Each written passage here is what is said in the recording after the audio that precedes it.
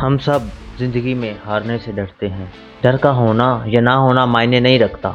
मायने रखता है कि हम उस डर के साथ डील कैसे करते हैं। मायने रखता है कि हम उस डर को ओवरकम कैसे करते हैं। मायने रखता है कि हम उस डर का सामना कैसे करते हैं। जब हम बचपन में बाइक चलाना सीखते हैं या साइकिल चलाना सीखते हैं या उससे भी थोड़ा सा पीछे चले जाएँ तो जब हम चलना सीखते हैं, हम बहुत दफ़ा गिरते हैं, उठते हैं, गिरते हैं, उठते हैं और फिर आखिरकार कामयाब हो जाते हैं, चलना सीख जाते हैं। इसी तरह जीतने के लिए हारना ज़रूरी है। जो शख्स हारना नहीं जानता वो कभी जीत सकता ही नहीं है।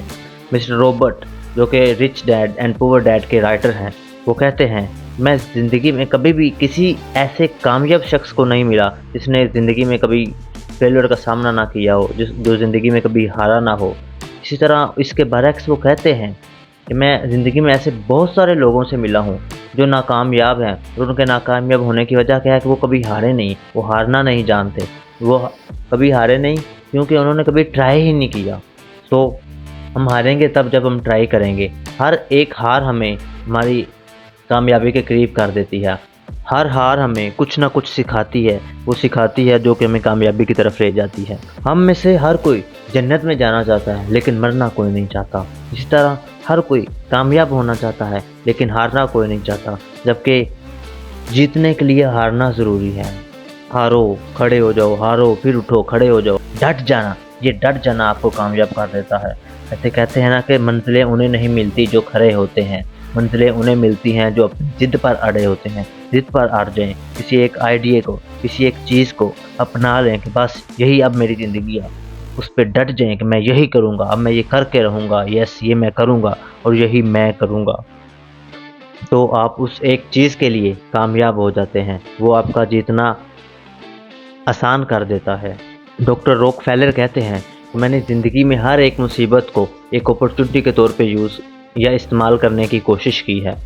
जब भी कोई मुसीबत आती है तो अपने साथ अपॉर्चुनिटीज़ लेके आती है। जैसे कहते हैं ना कि अगर अल्लाह ताला एक दरवाज़ा बंद करता है तो हज़ारों दरवाजे खोल देता है। इस तरह अगर कोई मुसीबत आती है तो आप अपने साथ अपॉर्चुनिटीज़ लेके आती है।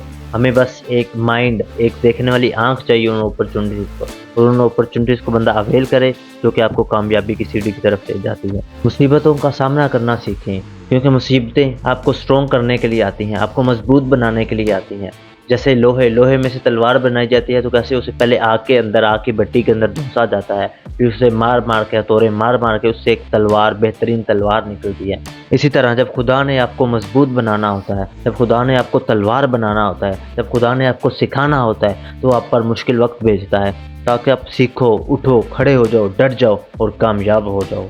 जैसे तलवार बनने के लिए भट्टी की आग और हथौड़े झेलना ज़रूरी है, इसी तरह कामयाब होने के लिए हारना ज़रूरी है। कामयाब होने के लिए बुरे वक्त के साथ लड़ना ज़रूरी है। कामयाब होने के लिए मुसीबतों के साथ लड़ना ज़रूरी है। कामयाब होने के लिए मुसीबतों के अंदर अपॉर्चुनिटीज़ को ढूंढना ज़रूरी है, देखना ज़रूरी है और उनको अवेल करना ज़रूरी है।